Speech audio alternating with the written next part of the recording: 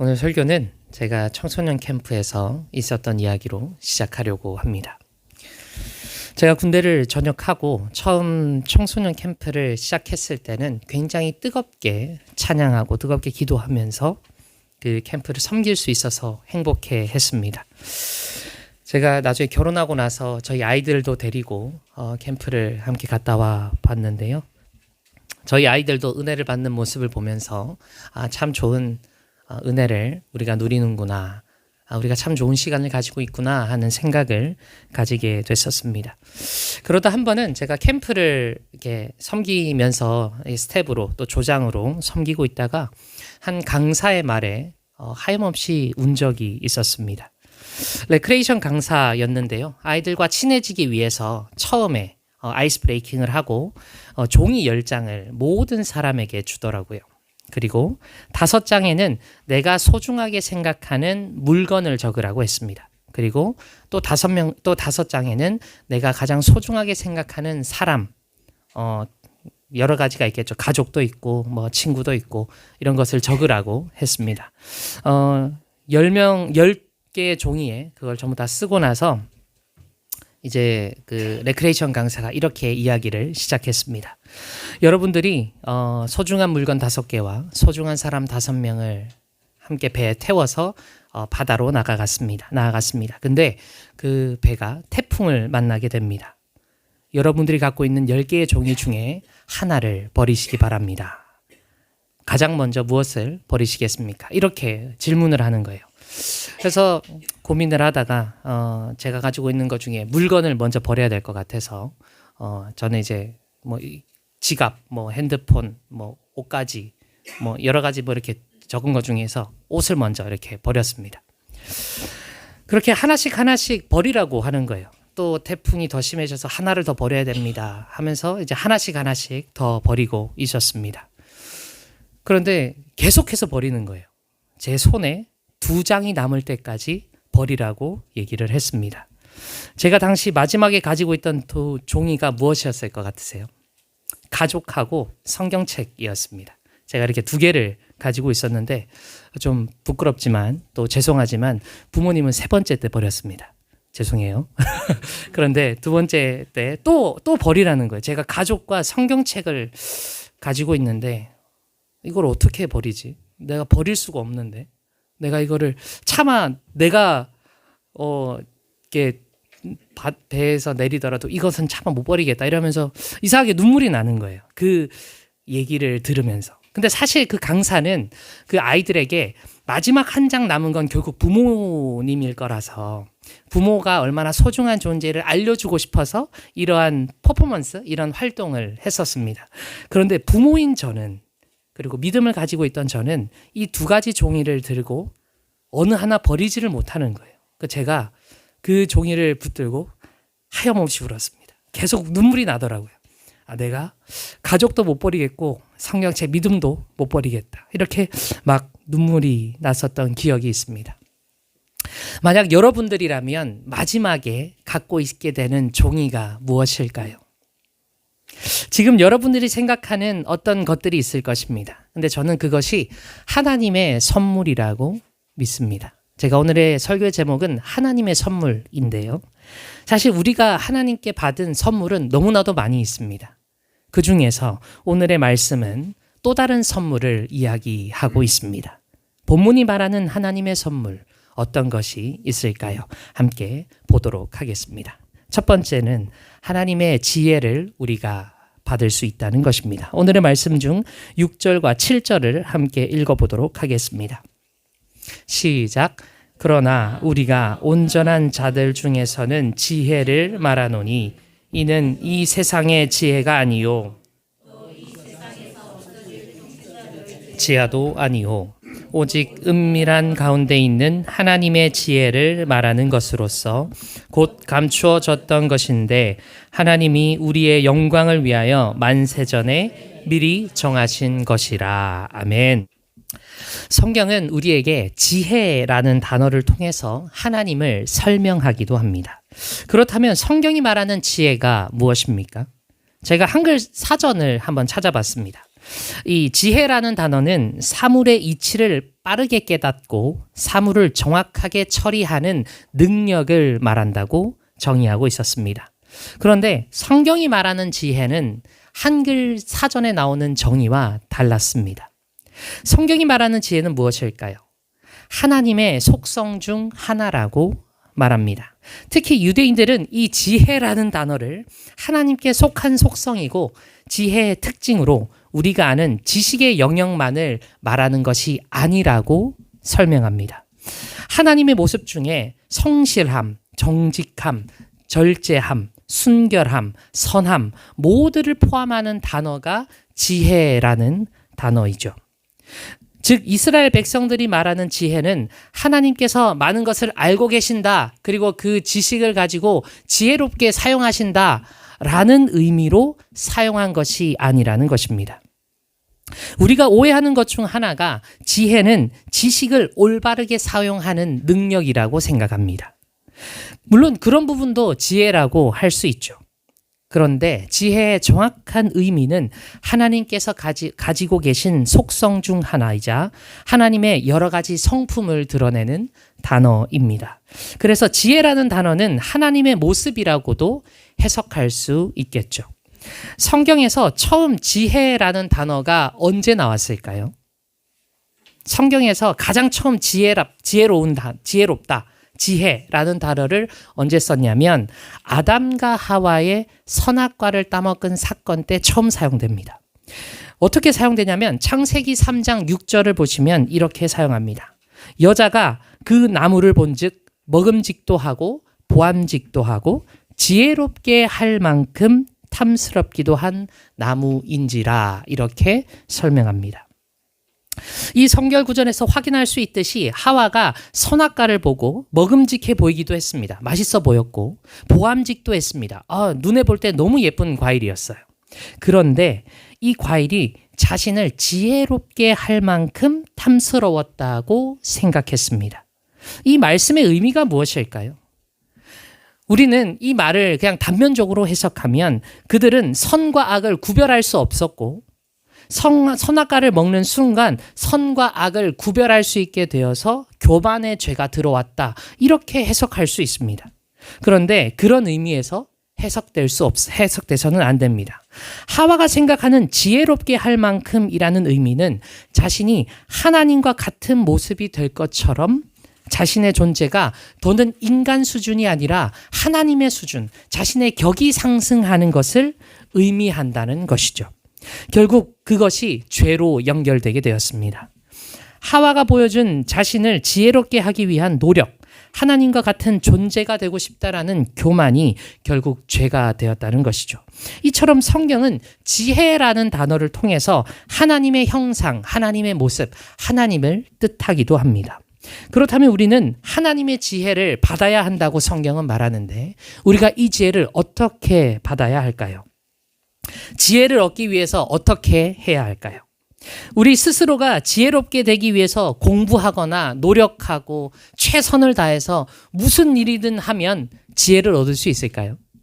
그렇지 않습니다. 우리는 지혜를 받는다라고 표현합니다. 그것도 하나님께 지혜를 받아야 한다고 설명하죠. 성경에서 하나님의 지혜를 받은 유명한 사람이 있습니다. 누굴까요? 성경에서 나오는 지혜로운 사람의 대명사 솔로몬입니다. 솔로몬 왕은 다윗 왕의 아들이자 이스라엘의 3대 왕으로서 이스라엘을 가장 부흥하게 만들었던 왕이었습니다. 그리고 그 왕은 하나님을 굳게 믿었던 왕이고 하나님을 의지하던 왕이었습니다. 그가 하나님을 꿈에서 만나게 됩니다. 그리고 하나님께서 그에게 이렇게 물어보십니다. 너가 나에게 무엇을 받기를 원하느냐? 너가 원하는 것이 무엇이니? 하는 질문을 들었는데 그때 솔로몬 왕이 하나님, 저는 지혜를 구합니다 라는 이야기가 열왕기상 3장에 나옵니다. 그가 구했던 것은 강력한 힘을 구했던 것이 아닙니다. 강한 힘을 가진 장수를 구한 것도 아니고 부유한 것을, 황금을, 돈을 구했던 것도 아니었습니다. 오직 이스라엘 민족을 올바르게 다스리기 위해서 선악을 구별할 수 있는 지혜를 구했습니다. 그 마음을 보신 하나님께서 기뻐하시면서 그에게 지혜와 더불어 부귀영화를 허락해 주셨죠. 이처럼 지혜라는 것은 우리 안에 있는 것이 아닙니다. 바로 하나님께 있는 것이 지혜라는 것입니다. 하나님의 지혜를 얻는다는 것은 하나님의 뜻을 안다라는 것과 같습니다. 또한 하나님의 성품을 우리가 받았다는 것과 같은 의미가 됩니다. 이것은 하나님께서 우리에게 허락하신 성품이자 하나님의 뜻이라는 것이죠. 우리가 하나님의 지혜를 구하는 것, 그리고 그 지혜를 받아야 하는 것은 우리가 하나님의 모습을 닮아가기를 원하는 마음인 것을 기억하시기 바랍니다. 그런데 본문 7절에서는 성경이 하나님의 지혜가 감추어져 있었다라고 설명합니다. 이 지혜, 하나님의 것은 감추어져 있었어요. 드러나지 않았습니다. 어느 누구도, 이 세상을 살아가는 어느 누구도 감추어진 것을 확인할 수 없었습니다. 그런데 우리는 어떻게 그 선물을 알 수 있게 되었을까요? 우리가 감추어져 있던 그 지혜를, 또 하나님의 선물을 어떻게 얻을 수 있었습니까? 오늘 설교의 두 번째입니다. 하나님께서 우리에게 주신 두 번째, 바로 성령님이십니다. 오늘의 본문 중에 10절과 11절을 함께 읽어보도록 하겠습니다. 시작. 오직 하나님이 성령으로 이것을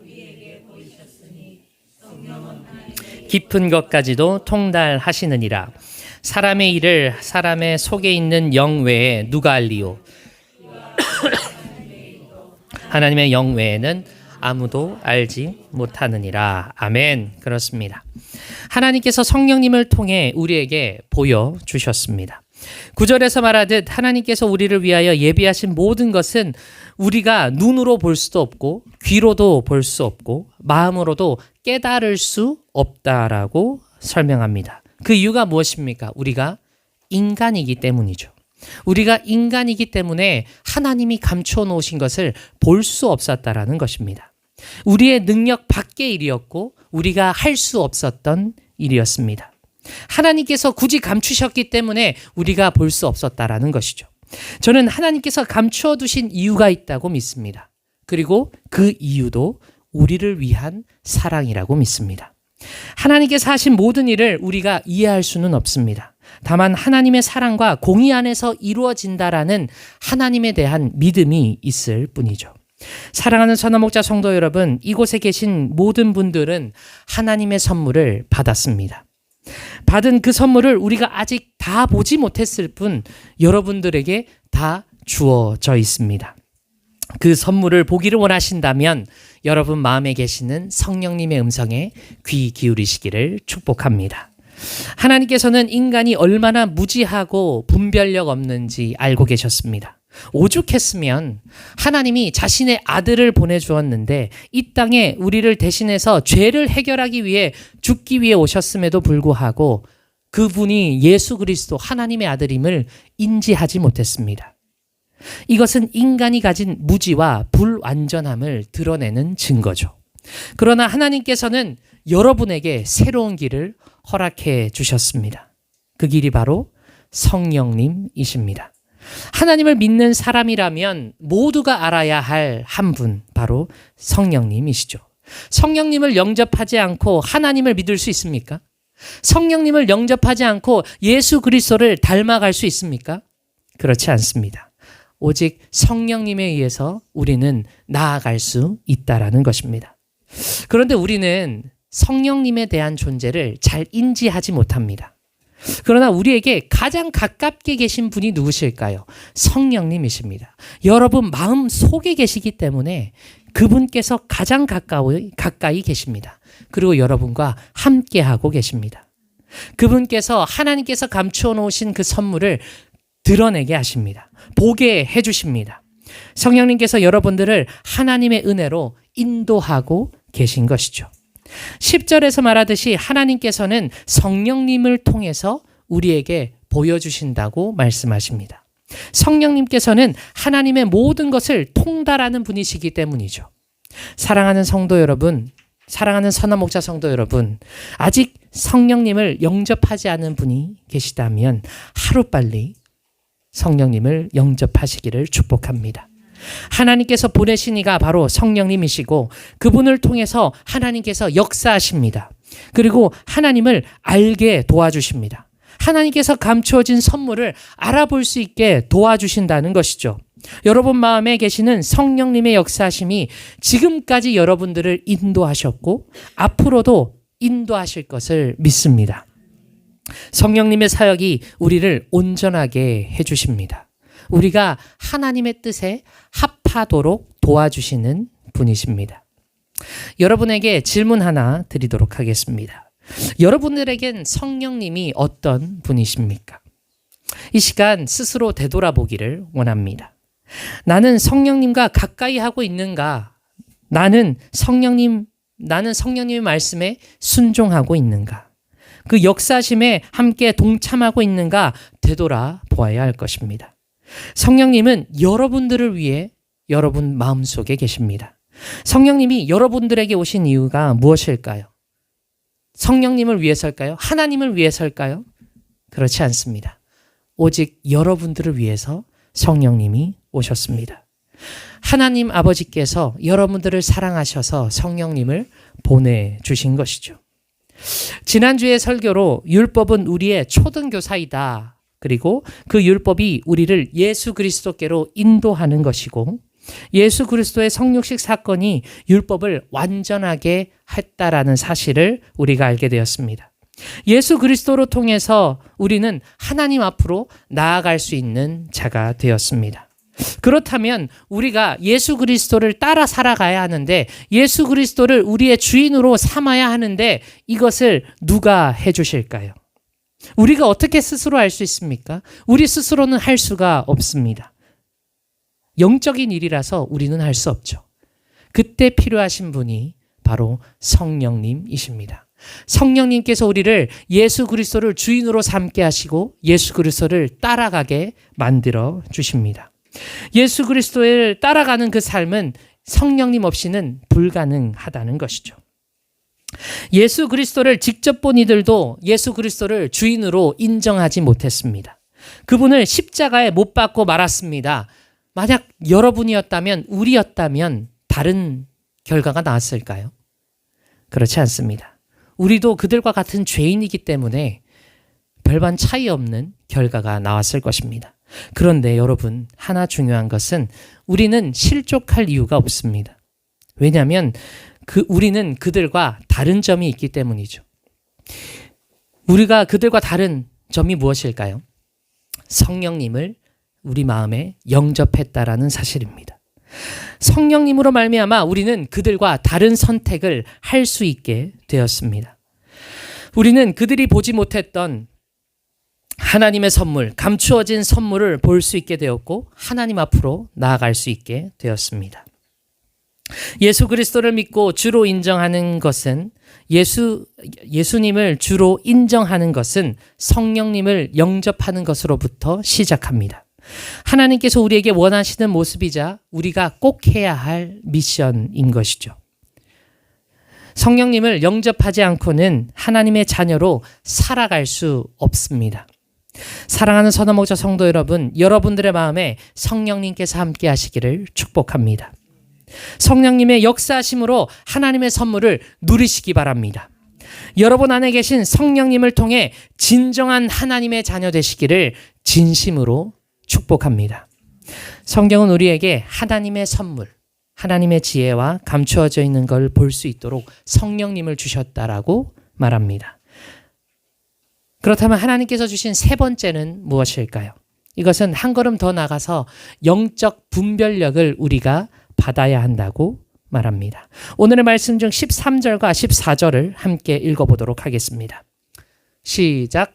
우리가 이것을 말하거니와 사람의 지혜가 가르친 말로 아니하고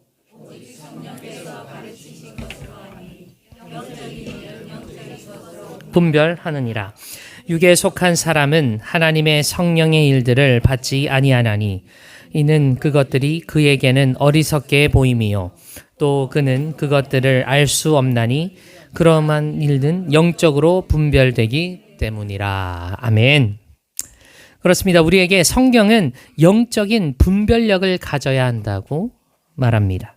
이것은 하나님의 자녀로 살아가는 사람이 꼭 가져야 할 모습이죠. 우리의 능력으로 되는 것이 아닙니다. 영적인 분별은 육에 속한 우리가 만들어내는 것이 아니라, 우리가 가질 수 있는 것이 아니라 영에 속한 성령님께서 우리에게 허락해 주셔야 하는 일입니다. 본문 14절에 나오는 분별이라는 말은 헬라어 원어로 아나크리노라는 단어입니다. 그리고 그 뜻은 조사하다, 구별하다 라는 의미를 가지고 있는데요. 이 단어는 두 가지, 아나라는 단어와 크리노라는 단어가 합쳐져서 사용되었습니다. 아나라는 단어는 어떤 뜻인 줄 아십니까? 무엇을, 누구를 통해서라는 뜻을 가지고 있습니다. 크리노는 똑같이 구별하다, 분별하다, 조사하다 이런 뜻을 가지고 있습니다. 즉 우리가 하는 구별하다, 우리가 분별하다라는 의미는 우리 스스로 하는 것이 아니라 성령님을 통해서 구별할 수 있게 된다라는 것이죠. 바울도 우리에게 똑같이 말하고 있습니다. 로마서 12장 2절을 통해 어떻게 설명합니까? 너희는 이 세대를 본받지 말고 오직 마음을 새롭게 함으로 변화를 받아 하나님의 선하시고 기뻐하시고 온전하신 뜻이 무엇인지 분별하도록 하라. 아멘. 우리가 육에 속한 자로 살아갈 때는 이 세대를 본받고 살아왔습니다. 그러나 성경은 우리에게 더 이상 육에 속하지 말라고 말합니다. 영에 속한 자로 살아가라고 권면하고 있습니다. 우리가 영에 속한 자로 살아갈 때는 우리에게 영적 분별함이 주어지게 됩니다. 육신의 눈으로는 이해할 수 없는 것들이 영적인 분별력으로는 이해할 수 있게 된다는 것이죠. 저는 개인적으로 미디어에 있어서 좀 보수적인 교육관을 가지고 있습니다. 아주 유명하고 인기 있는 영화라도 악마가 나오거나 귀신이 나오거나 좀 잔인하거나 음란한 영화라면 저는 되도록 보지 않도록 합니다. 매해 여름만 되면 무서운 영화들이 영화관에 질비하게 나오죠. 심지어 요즘은 넷플릭스 같은 미디어 플랫폼이 있어서 보고자 한다면 어린아이들도 얼마든지 자극적인 영화를 볼 수 있는 시대가 되었습니다. 작년에 있었던 일인데요. 학교에서 돌아온 저희 첫째가 저에게 이런 말을 했습니다. 아빠, 친구들이 오징어 게임을 봤대요. 재밌었대요. 나도 보고 싶어요. 저도 보게 해주시면 안 돼요? 그런 얘기를 하는 거예요. 저가 이제 그 당시 그 얘기를 들었을 때 조금 놀랐습니다. 사실 저도 오징어 게임에 대해서 좀 본 적은 있었는데 너무 잔인하고 조금 역하더라고요, 저는. 그래서 보다가 말았는데, 더는 보지 않았는데, 초등학교 저학년 아이들이 이 부모의 아이디로 넷플릭스 같은 데 로그인을 해서 그런 영화들, 굉장히 자극적인 영화들을 볼 수 있었다라는 것이죠. 그리고 그 보고 나서 재미를 느끼고 흥미를 느끼고 고지고대로 받아들이고 학교에 와서 친구들에게 자랑하는 모습을 보게 되었습니다. 제가 만약 그 상황에 있었다면 저는 사실 혼냈을 것 같습니다. 그 아이들에게. 왜 그것을 봤니? 왜 보면 안 되는 것을 봤니? 하고 혼낼 것 같은데 생각보다 혼내는 부모보다 그냥 방치하거나 놔두는 부모가 많더라고요. 그래서 이 어린아이들도 이 세대를 본받기 위해서는 아주 쉬운 방법으로 본받을 수 있었습니다. 부모가 이런 걸 분별해 주지 않으면 아이들에게 이런 것을 분별할 능력이 있습니까? 없습니다. 아이들은 고지그대로 받아들이기 때문에, 순수하기 때문에, 백지 상태이기 때문에 그대로 그려집니다. 그대로 받아들이게 됩니다. 이것은 성경이 말하는 육에 속한 사람의 모습, 어리석은 자의 모습과 같다고 믿습니다. 우리가 육에 속하게 된다면 공중 권세 잡은 자의 계략에 넘어갈 수밖에 없습니다. 거기에 심취하게 됩니다. 왜 그럴까요? 왜 우리는 그 공중 권세 잡은 자의 그 계략에 이겨낼 수 없을까요? 우리가 육에 속한 자이기 때문에 이겨낼 수 없는 것입니다. 그러나 성령님께서 함께 하셔서 우리가 영에 속한 자가 된다면 영적인 분별력을 가지고 그것을 이겨내고 참아낼 수 있는 능력이 생긴다라는 것이죠. 저는 우리의 아버지 되시는 하나님께서 우리가 분별하지 않고 살아가는 모습을 보실 때 슬퍼하실 것이라고 생각합니다. 그리고 제 아이의 모습을 보면서 조금이나마 이해하게 됐습니다. 죄에 빠지게 될까 걱정되고 죄를 죄로 받아들이지 못해서 죽음으로 나아가게 될까봐 노심초사하시는 하나님의 마음을 알게 되었다는 것이죠. 사랑하는 선한 목자 성도 여러분, 여러분들이 영적인 분별력을 가지지 못한다면 하나님께서 슬퍼하십니다. 성령님의 도우심을 거부하고 육에 속한 사람으로 살아간다면 하나님께서 아파하십니다. 왜냐하면 우리에게 생명이 없기 때문이죠. 이 시간 우리가 육에 속한 마음을 내려놓기를 소망합니다. 이 세대를 본받는 마음을 내려놓기를 축복합니다. 이제 우리는 육에 속한 자가 아니라 영에 속한 자, 성령님을 영접한 자로 살아가기를 축복합니다. 말씀을 마무리하려고 합니다. 제가 아까 말씀드렸던 질문, 여러분에게 성령님은 어떤 분이십니까? 여러분들의 마음에 성령님이 계십니까? 여러분이 성령님을 영접하셨습니까? 아멘. 그분이 여러분들의 삶을 인도하고 계신가요? 아멘. 여러분 마음에 계신 성령님을 의지하고 나아가시기를 축복합니다. 하나님께서 여러분들을 사랑하셔서 성령님을 보내주셨습니다. 이 성령님은 하나님의 사랑의 증거입니다. 하나님의 사랑이 예수 그리스도를 통해 우리에게 보여주셨고 지금 살아가는 우리에게 자신의 영인 성령님을 보내주셔서 확증하고 계신 것이죠. 하나님의 사랑은 끝이 없습니다. 자기의 아들도 자기의 영도 우리를 위해 보내주셨습니다. 자신의 모든 것을 내어주신 여호와 하나님의 그 사랑, 그 은혜, 그 선물을 받고 누리시는 모든 선한 목자 성도 여러분 되시기를 주님의 이름으로 축원합니다. 함께 기도하겠습니다.